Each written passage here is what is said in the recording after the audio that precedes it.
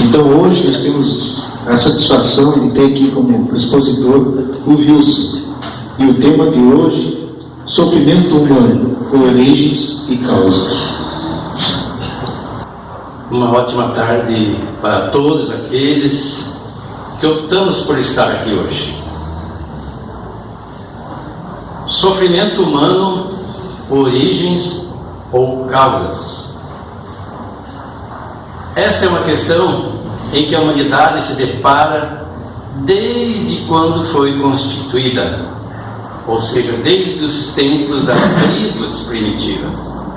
Quando o homem começou a raciocinar os porquês, as razões das dificuldades enfrentadas. Com o evoluir do pensamento, nós partimos da ideia dos múltiplos deuses vinculados à natureza, à ideia de um Deus único. Mas aí começamos a pensar, se existe um Deus que rege tudo, por que Ele permite que nós soframos? Por que Ele não nos fez perfeitos, livres do sofrimento? Porque uns sofrem mais, outros sofrem menos e alguns até parece que nem sofrem. Existe mesmo um Deus? E se Ele existe, Ele é justo? Porque se Ele for justo, Ele não pode distribuir a um sofrimento e a outro riqueza, beleza e saúde.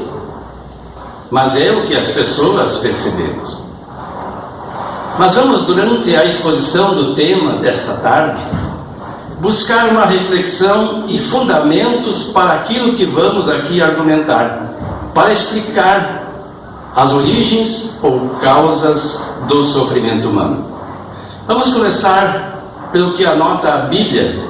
Nós temos aqui uma transcrição da Bíblia Ave Maria, em João 16, versículo 13, quando Jesus se preparava para passar por aquele processo de julgamento injusto que sofreu até a condenação, conversava com os apóstolos. E ele dizia, isso registrado lá no versículo 13: quando vier o Paráclito, ou intercessor, ou mentor, guia, ou consolador, o Espírito da verdade, ele vos ensinará toda a verdade, porque não falará por si mesmo, mas dirá o que ouvir, e vos anunciará as coisas que virão. Jesus já estava explicando a nós que no momento certo viria esse Paráclito, ou o Consolador, para nos explicar as razões daquilo que nós até então e até hoje temos dificuldade de entender. As causas do sofrimento humano, entre tantas outras, os porquês daquilo que nos sucede. No versículo 21, aponta, prosseguindo, traduzindo ou transcrevendo o que o autor da obra, no caso João, obteve a respeito do pronunciamento de Jesus. Quando a mulher está para dar à luz, sofre, porque veio a sua hora. Mas depois que deu à luz a criança, já não se lembra da aflição, por causa da alegria que sente de haver nascido um homem no mundo. Lembremos nós que Jesus sempre utilizava-se de parábolas para transmitir sua mensagem. Aqui ele fala da mulher que está para dar à luz. Naquele momento, mais naquele tempo do que hoje, a mulher sofria muito, e ainda sofre, quando o parto é natural, embora agora com assistência médica a dor seja atenuada. Mas a mulher sofre. Mas depois, com o nascimento da criança, ela esquece do sofrimento, esquece daquele momento de angústia e de dor, porque agora tem a alegria de ver o nascimento de um novo homem no mundo. Essa parábola tem no sentido de nos dar a ideia do porquê que nós, quando nos deparamos com o sofrimento, nos angustiamos, sentimos dor, sofremos mesmo. E aqui nós diferenciamos dor de sofrimento, porque a dor é física e às vezes moral, mas o sofrimento é o valor que nós damos à dor, como a sentimos. Uma mesma dor para um pode ser extrema, para outro de pouca importância. porque as sensibilidades são diferentes, o modo como encaramos é diferente. Mas então, traduzindo as palavras de Jesus para nós sofremos porque não vislumbramos ainda o resultado que advém depois de passar pelo processo. Que processo é esse? É de depuração, é de nos aperfeiçoarmos. Ele é necessário? Sim. Para uns mais e para outros um pouco menos, depende da vontade de cada um e o que este faz para avançar com mais ou menos sofrimento.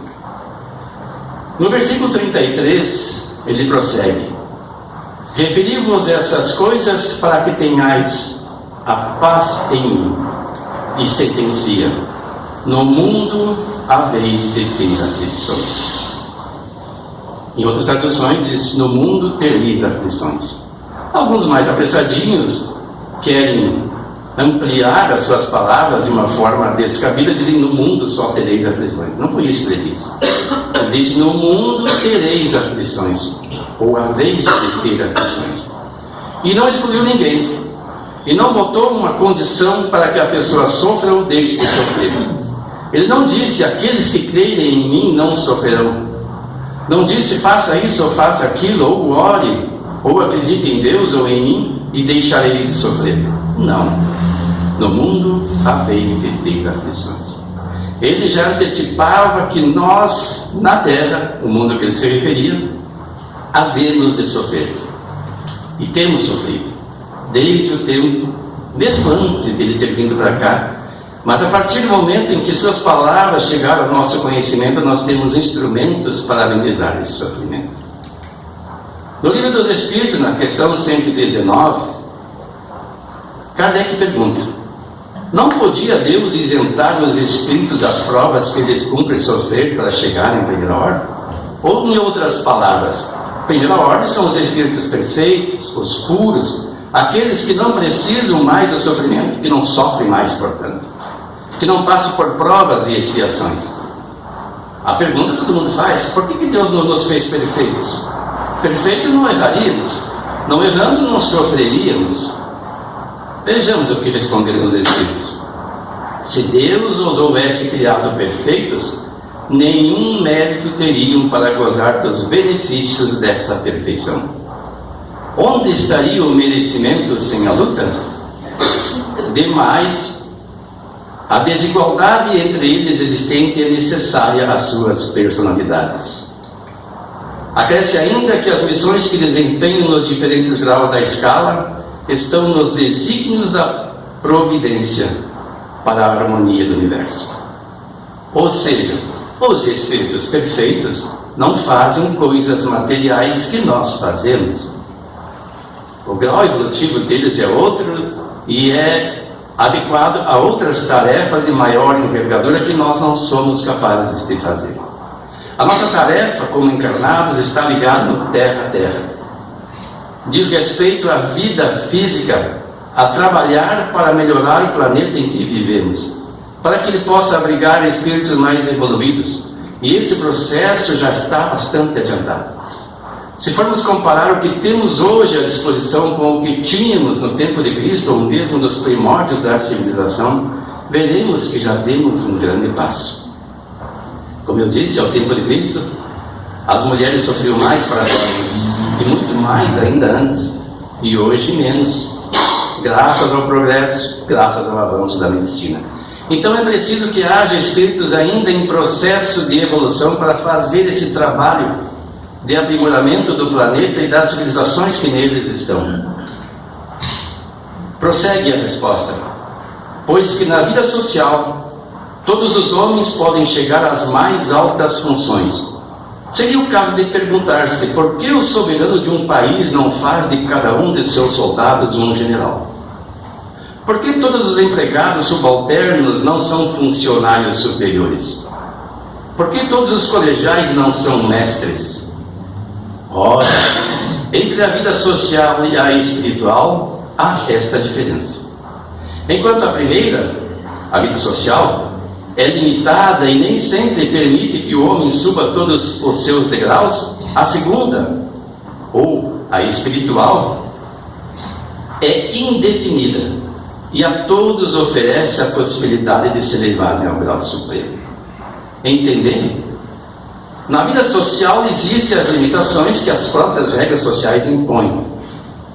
Os negócios, os empreendimentos precisam de pessoas dos mais diversos graus de evolução e de conhecimento. Para fazer uma obra é preciso um engenheiro que a projete, é preciso um empreiteiro que assuma o trabalho de fazer a obra e que dirija operários que vão trabalhar na construção. É preciso o servente, é preciso aqueles que recolhem a areia dos rios, é preciso aqueles que trabalham nas minas produzindo cimento, extraindo os materiais necessários, os que trabalham com a tábua, com a eletricidade, com a parte hidráulica, etc. Então são necessárias todas essas funções. E na vida espiritual, embora na Terra isso seja limitado, devido às condições físicas mesmo, na vida espiritual é ilimitado. Cada um tem a possibilidade, dependendo de sua vontade, de avançar mais ou menos rápido para essas conquistas. Os postos mais adiantados são dados para aqueles que estão em melhor capacidade. Não existe um critério a não ser o objetivo, ou seja, do mérito de cada um. Ainda na questão 741 do Livro dos Espíritos, Kardec pergunta: é dado ao homem conjurar os flagelos que o afligem? O que são os flagelos? São aquelas questões que causam sofrimento. É dado a nós impedir que esses flagelos aconteçam?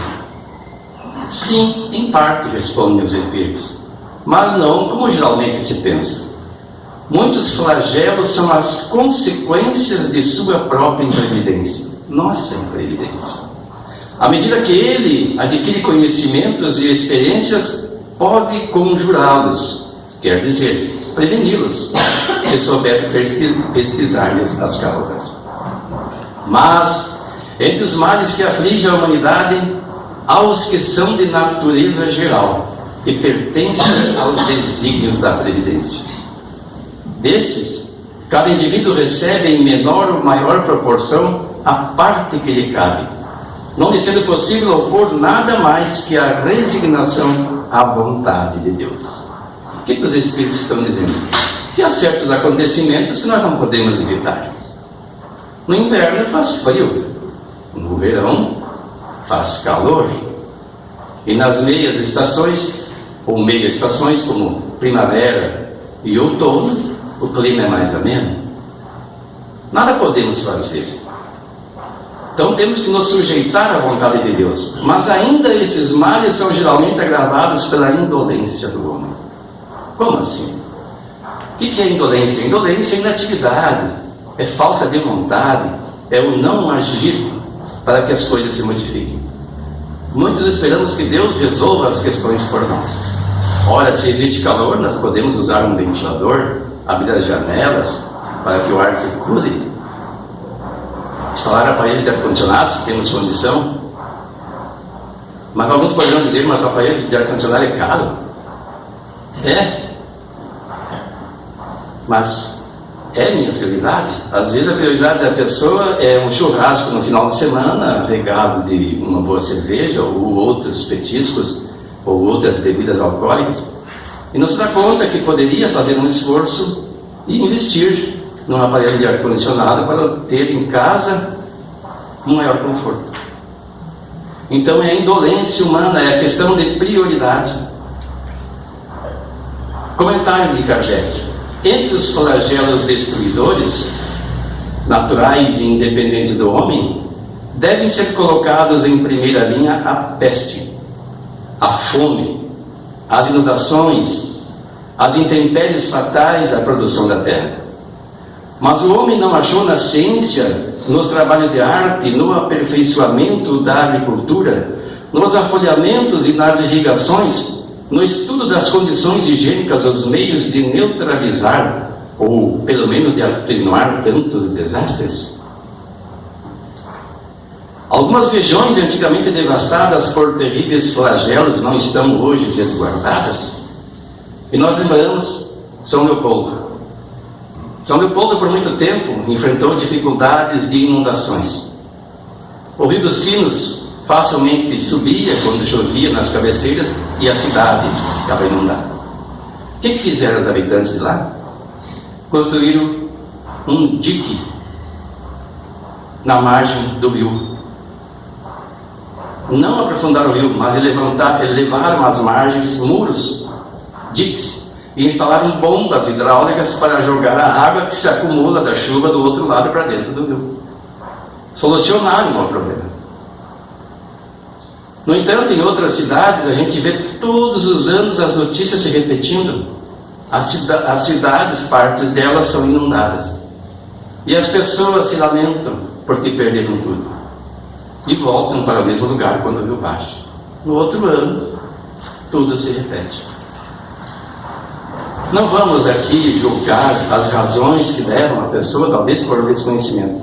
Mas aqueles que já sabem o que sucede, resolver construir uma nova casa naquele lugar, não será por imprevidência, por negligência? O que tem uma pessoa na mente para construir num lugar que sabe que a natureza vai cobrar o seu preço? Porque o rio ciclicamente sobe e desce, conforme as estações do ano e as chuvas. Aí a pessoa não pode se queixar, se ela faz isso conscientemente. Sabemos que há pessoas que não têm recurso, que não têm onde morar. E aí, como único recurso de ter uma casinha, constroem ali.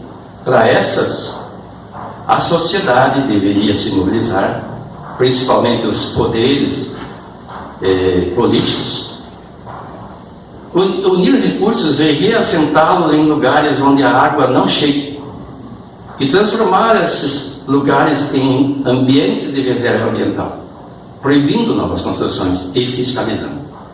Seria uma solução. Não compete a nós fazer isso, mas é uma sugestão. Então esses flagelos podem ser sim evitados. Os países mais adiantados preveem essas questões e superam. A Holanda lá tem diques que seguram o oceano, plantam em terras chamadas baixas, que ficam abaixo do nível do mar. Que não fará o homem, prossegue Kardec, portanto, pelo seu bem-estar material, quando souber aproveitar todos os recursos da sua inteligência, e quando, ao cuidado da sua preservação pessoal, souber aliar o sentimento de uma verdadeira caridade para com os semelhantes? Nós temos capacidade. Como eu disse, a tecnologia avançou muito. A sociedade tem mentes avançadíssimas que trabalham para o aperfeiçoamento dos recursos.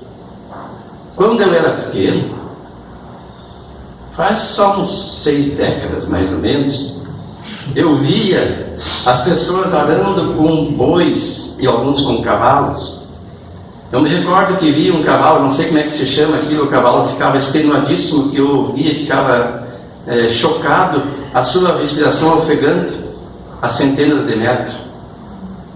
O homem também suava, tinha que conduzir o arado, fazendo suco. Hoje nem sequer mais se ara a terra, a não ser no primeiro preparo, tem no plantio direto. As máquinas hoje são controladas por GPS, tem sistemas de computadores que a pessoa programa, só vai ali para ver se alguma coisa dá errado. O ambiente é climatizado.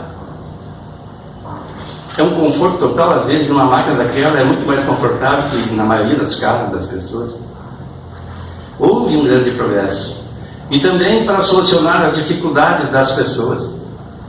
Mas geralmente o que fazemos? Procuramos solucionar as nossas dificuldades, dos meus, dos mais próximos, mas não de toda a sociedade. Às vezes esquecemos dos menos assistidos e os deixamos ao bel prazer. Às vezes damos algumas esmolas para nos ver livres deles, para aliviar a consciência, mas não empreendemos esforços reais, quando isto é possível, para solucionar o problema da comunidade como um todo. No Evangelho segundo o Espiritismo, segundo os Espíritos, capítulo 5, Causas Atuais das Aflições, No item 4, diz assim: de duas espécies são as vicissitudes. O que são vicissitudes? São reveses ou circunstâncias contrárias e desfavoráveis, ou má sorte. Então, de duas espécies são as vicissitudes da vida, ou, se preferirem, promano de duas fontes bem diferentes, que importa distinguir. Umas têm sua causa na vida presente, outras fora desta vida. E aí, neste capítulo, prossegue dizendo das causas atuais das nossas aflições. Nós perguntávamos quais são as causas, quais as origens das nossas aflições. No movimento espírita, muitas vezes a gente ouve dizer: isso é um karma, que nem é uma expressão espírita. Outros mais estudados dizem: isso é lei de causa e efeito, ou seja, é resultado de uma ação praticada numa encarnação anterior.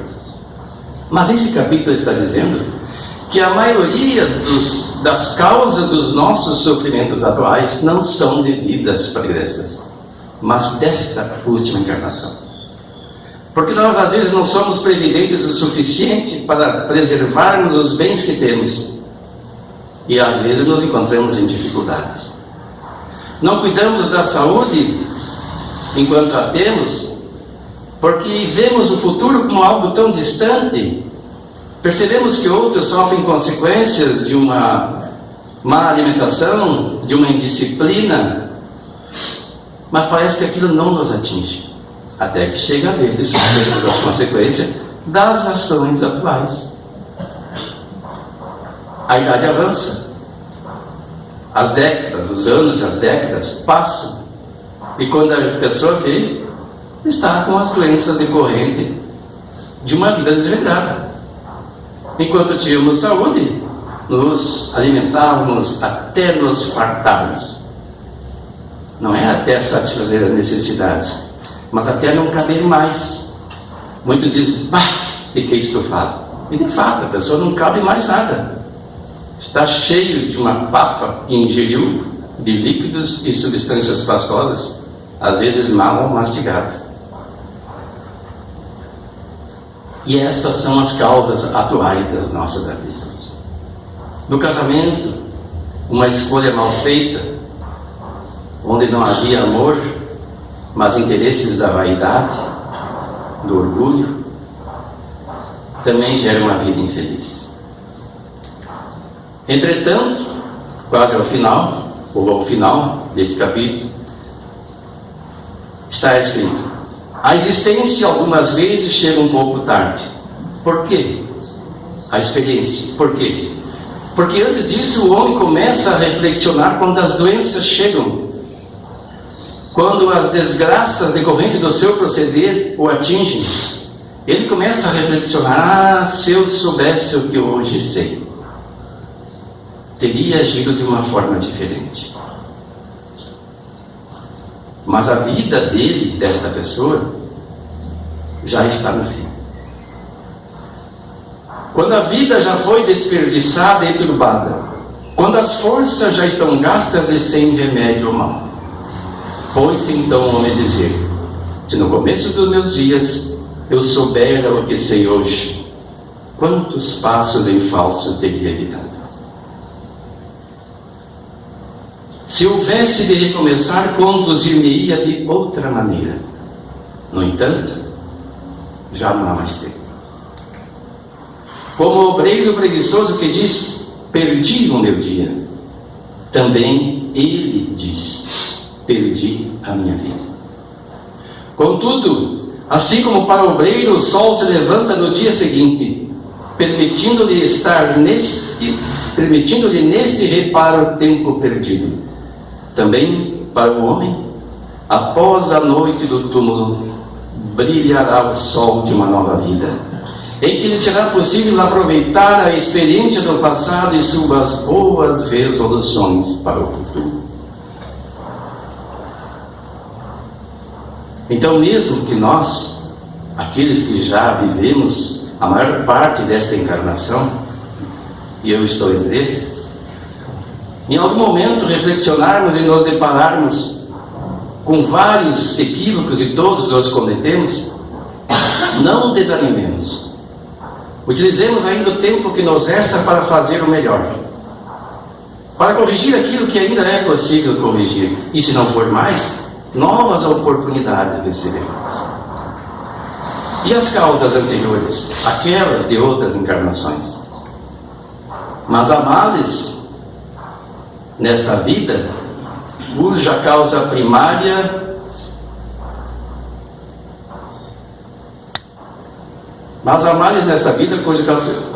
é o homem.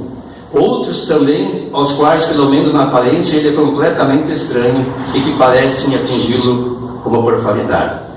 Tal, por exemplo, a perda de entes queridos e a dos que são o amparo da família. Tais ainda os acidentes que nenhuma previsão poderia impedir. Os reveses da fortuna, que frustram todas as precauções aconselhadas pela prudência. Os flagelos naturais, as enfermidades de nascença, sobretudo as que tiram a tantos infelizes os meios de ganhar a vida pelo trabalho. As deformidades, a idiotia, o cretinismo, etc. Ponto. Então, analisando as causas de nosso sofrimento, nós poderíamos dizer: umas, a maioria, tem origem no nosso proceder desta encarnação. Outras que nós não podemos evitar e que nos atingem, algumas até mesmo desde o nascimento, são de outras encarnações.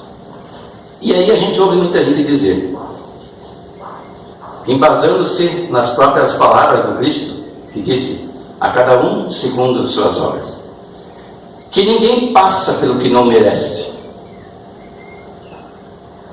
que todo mundo sofre porque errou em algum momento.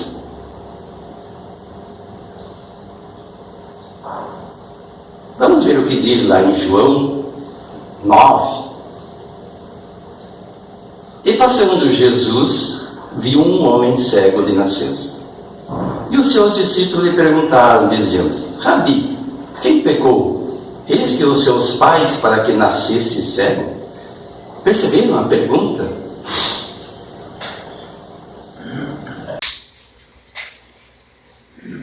Este ou seu pai? Olha, este. Se ele nasceu assim, como é que ele poderia ter pecado para nascer cego? Só se tivesse vivido numa outra encarnação. E aí está um fundamento da encarnação implícito na Bíblia. Ou eles não sabiam o que perguntavam? Vejam o que responde Jesus. Jesus respondeu: nem ele pecou. Traduzamos: pecar por errar, nem seus pais. Mas foi assim para que se manifestem nele as obras de Deus. Então esse homem não havia cometido nenhum equívoco que justificasse ter nascido cego. Ele se propôs nascer assim para que se manifestasse nele as obras de Deus, qual seja a sua cura, tida por milagrosa, feita por Jesus. Logo em seguida Jesus o curou. Ele teve a visão restaurada.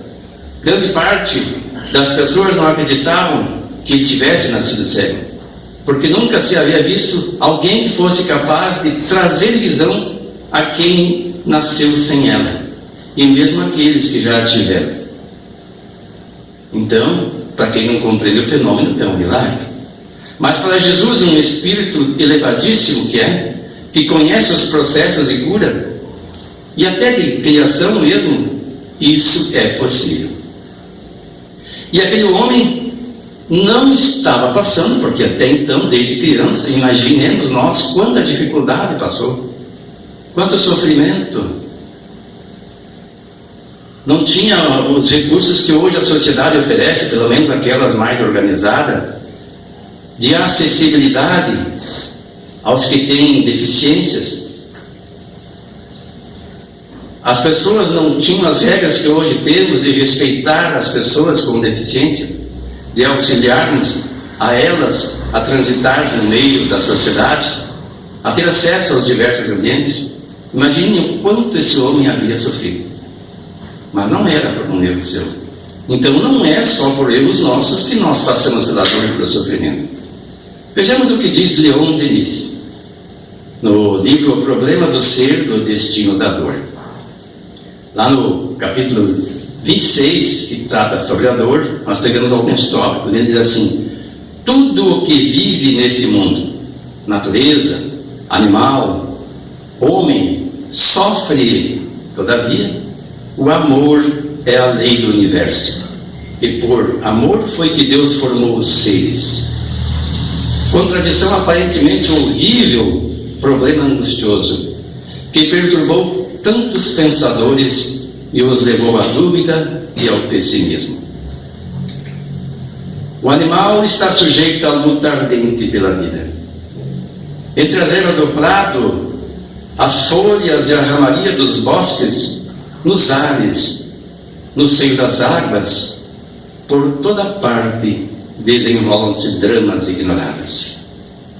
Em nossas cidades prosseguem sem cessar a hecatombe de pobres animais inofensivos, sacrificados às nossas necessidades ou entregues nos laboratórios ao suplício da vivisecação.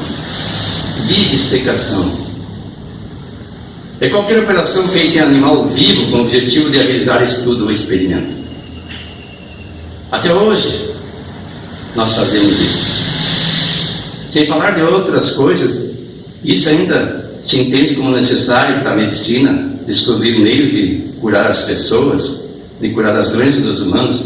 Muitas vezes, os cientistas provocam a doença no bicho para depois tentar descobrir um meio de combater aquela doença e trazer esse conhecimento para produzir medicamentos para os nossos animais. Esses animais passam por isso por quê? É prova, é expiação para eles. Quanto à humanidade, prossegue Leon Denis, sua história não é mais que um longo martirológio. Através dos tempos, por cima dos séculos, rola a triste melopeia dos sofrimentos humanos. O lamento dos desgraçados sobe como uma intensidade dilacerante que tem a regularidade de uma vaga. A dor segue todos os nossos passos, espreita-nos em todas as voltas do caminho, e diante dessa esfinge que o fita com seu olhar estranho, o homem faz a eterna pergunta: por que existe a dor? É no que lhe concerne uma punição, uma expiação, como dizem alguns? É a reparação do passado, o resgate das faltas cometidas? Fundamentalmente, a dor é uma lei de equilíbrio e educação. Sem dúvida, as falhas do passado recaem sobre nós com todo o seu peso e determinam as condições de nosso destino. O sofrimento, muitas vezes, não é mais do que a repercussão das violações da ordem eterna cometidas. Mas, sendo partilha de todos, e ele mencionou até os animais, deve ser considerado como uma necessidade de ordem geral. Como agente de desenvolvimento, condição do progresso. Todos os seres têm de, por sua vez, passar por ele. Sua ação é benfazeja para quem sabe compreendê-lo. Mas somente podem compreendê-los aqueles que lhe sentiram os poderosos efeitos. Quanta teoria nós aprendemos, quanto nós mesmos teorizamos a respeito de temas que só sabemos a superfície. Não experimentamos. Aqueles que experimentam a dor têm noção da sua intensidade e do que ela provoca. O animal, quando a dor dele não é provocada pelo homem e a sofre na natureza, ele desenvolve a sua inteligência, cria mecanismos de evitar que essa dor se repita. Os animais não são destituídos totalmente de inteligência como até pouco tempo se pensava. Alguns criam até ferramentas para obter o seu alimento. E isso aprendem até uns com os outros. O princípio inteligente que nele já está bastante adiantado está se preparando para adquirir a consciência de si mesmo, o pensamento contínuo, e então, a partir desse momento, tornar-se um espírito com livre-arbítrio, com responsabilidade pelos seus atos. E desde que o espírito se torne como nós, passamos por um outro processo também, em que a dor nos concita a avançar. Quando nós estamos submetidos a uma situação deletéria, se porventura não sentirmos dor, esse processo vai avançar e vai destruir o nosso organismo. Mas a dor está lá, batendo, dizendo, tem algo errado. Pesquise a causa, procure como combatê-la, como solucionar e terminar com esta dor. E assim nós avançamos. As pestes, aos poucos, são debeladas, surgem outras, cientistas procuram recursos para também debelá-las e paulatinamente são vencidas. Os ambientes em que vivemos estão bem melhores do que eram, embora o progresso seja infinito. Jamais devemos parar, devemos sempre lutar por amenizar a dor, por amenizar o sofrimento.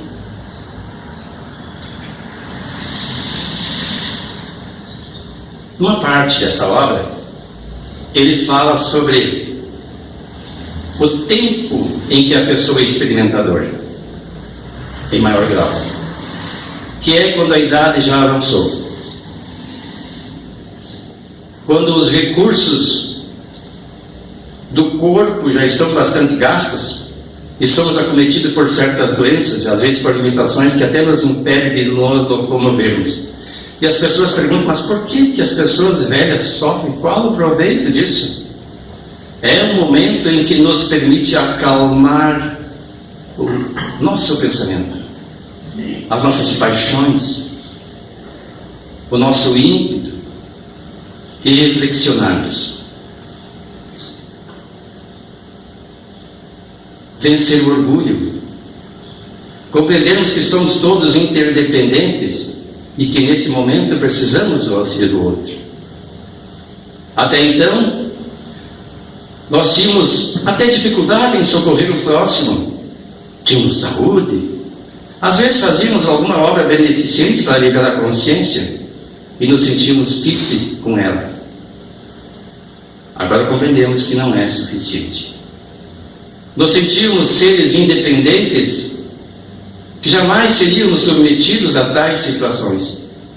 Mas vem um momento em que a vida se encarrega de provar que ninguém pode ser sempre independente. Precisamos, acima de tudo, de Deus, de Jesus, dos Espíritos que nos socorrem, dos irmãos de jornada encarnados e até dos desencarnados, que nos querem bem e que intercedem por nós. Mas prosseguindo, nesse capítulo 27, que ele fala sobre a revelação da dor, pegamos um tópico. Nas horas de sofrimento, de angústia, de acabrunhamento, concentrai-vos e por invocação ardente atraí a vós os seres que foram como nós, homens e que são agora espíritos celestes, e forças desconhecidas penetrarão em vós e ajudar-vos a suportar vossas misérias e males. Entre as dores que experimentamos neste planeta, como encarnados, talvez uma das maiores é o que comumente se chama de perda de um ente querido. Um cônjuge, um filho, um pai, uma mãe, um irmão.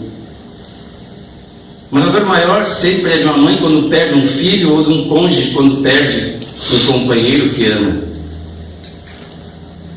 E ele prossegue: homens, pobres viajantes, que trilhais penosamente a subida dolorosa da existência, sabei que por toda parte em nosso caminho seres invisíveis, aqueles que partiram e que nos amam e que são amados por nós, seres invisíveis, poderosos e bons, caminham ao nosso lado. Mãe,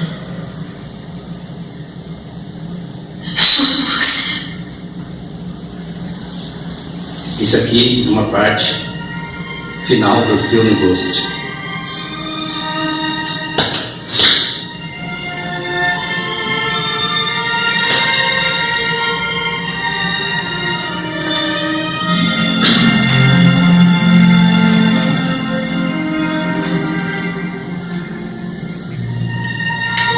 Nas passagens difíceis, seus fluidos amparadores sustentam nossa marcha vacilante. Abri-lhes vossas almas, ponde vossos pensamentos de acordo com os seus, e logo sentireis a alegria de sua presença.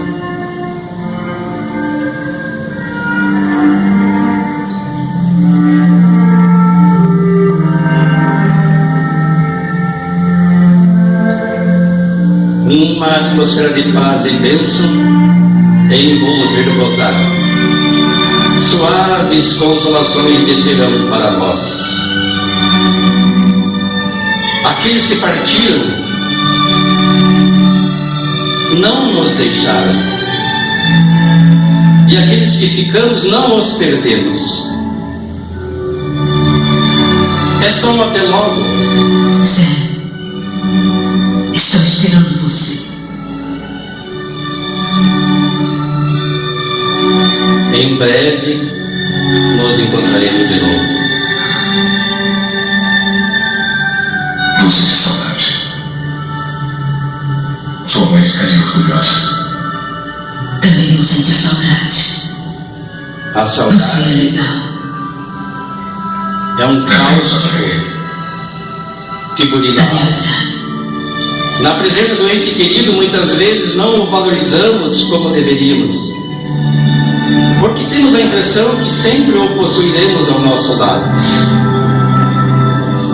Mas vem o momento da partida, e a dor se instala na alma daquele que a sente, Eu te amo, mãe. daquele que fica, daquele que vai. Eu sempre te amei.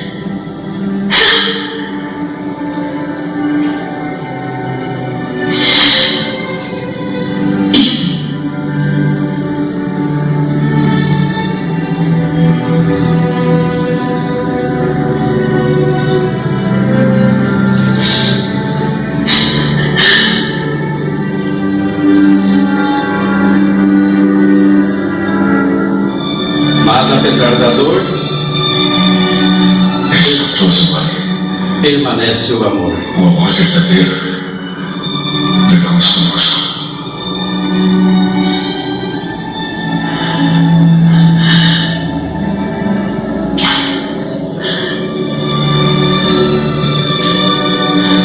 Até.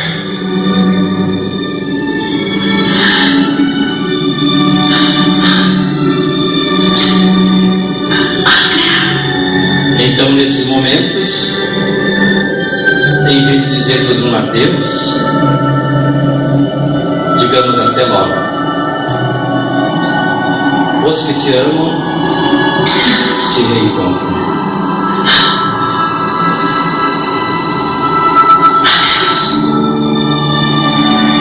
Estão entre os espíritos amigos que os recebem em festa porque também os amam como nós os amamos.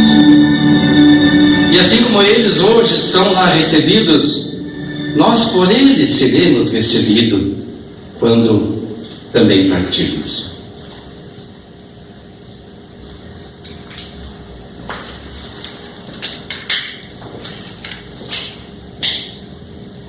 E lembram o que disse Jesus?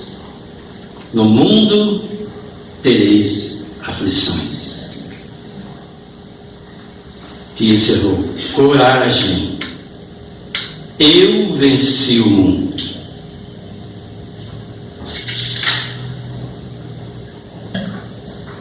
Os 20 primeiros, com exceção daqueles que estavam aqui nos grupos de estudo, devem ter esta folha em que há uma transcrição do Evangelho segundo o Espiritismo, capítulo 27, pedi e obtereis, instrução dos Espíritos, felicidade que a prece proporciona. nesses momentos de angústia, em que a dor nos visita, lembremos-nos de um instrumento que Deus nos dá e que nos auxilia muito a superarmos as dificuldades das quais não podemos fugir. Fazem parte da vida. Se ainda não experimentamos dor e sofrimento, tenhamos a certeza, chegará um momento em que ela ou elas nos visitarão. E nesse momento, lembremos-nos da prece. No item 23 desse capítulo do Evangelho diz assim: vinde, vós que desejais crer. Os Espíritos Celestes já correm a vos anunciar grandes coisas. Deus, meus filhos, abre os seus tesouros para vos outorgar todos os benefícios. Homens incrédulos, se soubesses quão grande bem faz a fé ao coração e como induz a alma ao arrependimento e à prece. A prece. Ah, como são tocantes as palavras que saem da boca daquele que ora. A prece é o orvalho divino que aplaca o calor excessivo das paixões. Filha primogênita da fé, ela nos encaminha para a senda que conduz a Deus. No recolhimento e na solidão, estais com Deus. Para vós já não há mistérios, eles se vos desvendam. Apóstolos do pensamento, é para vós a vida. A vossa alma se desprende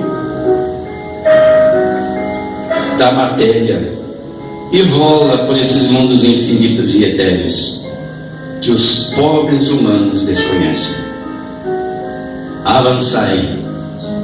Avançai pelas veredas da prece e ouvirei as vozes dos anjos. Que harmonia!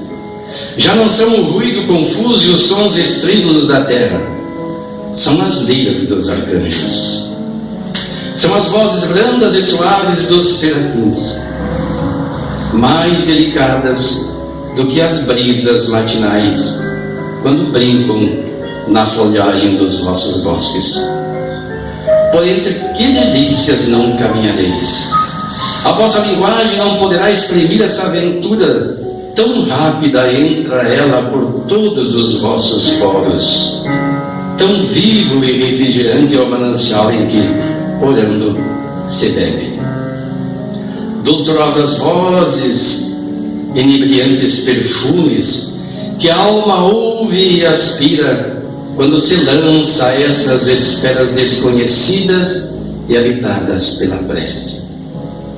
Sem mescla de desejos carnais, são divinas todas as aspirações. Também vós, orai como Cristo, levando a sua cruz ao Gólgota, ao Calvário. Carregai a vossa cruz e sentireis as doces emoções que lhe perpassavam na alma, se bem que vergado ao peso de um madeiro inflamante. Ele ia morrer, mas para viver a vida celestial na morada de seu Pai. Santo Agostinho, Paris, 1861.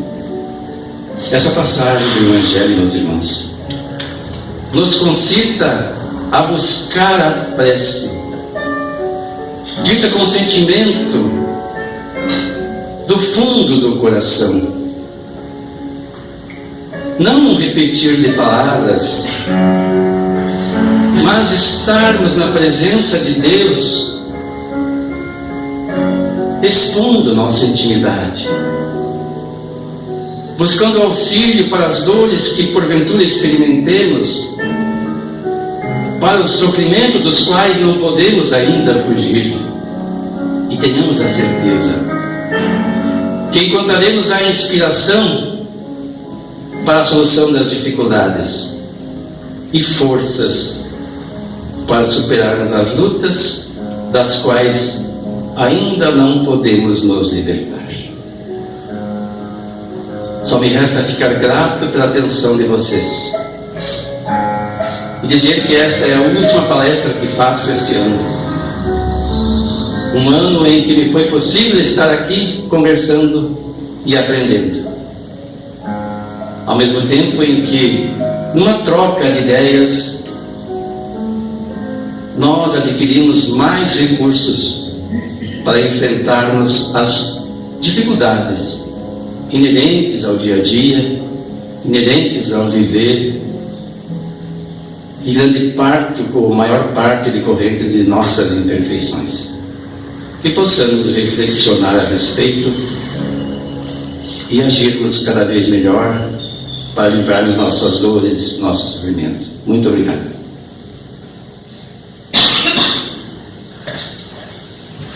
Então, agradecemos ao Wilson esta bela apresentação deste termo que com certeza é muito profícuo na bagagem de entendimento que temos que ter em nossa jornada evolutiva. Então, Wilson, muito obrigado. Novamente, vamos direcionar nossos pensamentos a Deus, esse Pai, que é a inteligência suprema do nosso universo. Pai de infinito amor. Neste momento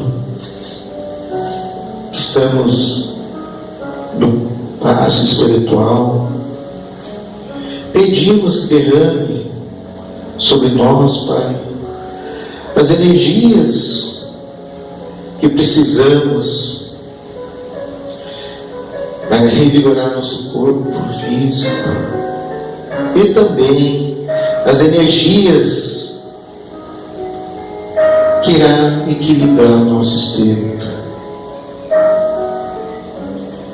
Pedimos também, Pai do infinito amor, que nos dê forças a enfrentar os obstáculos dessa jornada. E também, Pai, nos dê serenidade para entender que os momentos bons passam, mas também os momentos difíceis também passam. E que somente o amor muda tudo aquilo que já foi feito. E Pai, nunca nos deixe esquecer é que teu bondoso amor que vela por nós em todos os dias de nossa existência. Pedimos também que este mesmo momento de alegria, de paz, de luz, possa chegar aos corações de todos os nossos irmãozinhos, encarnados e desencarnados.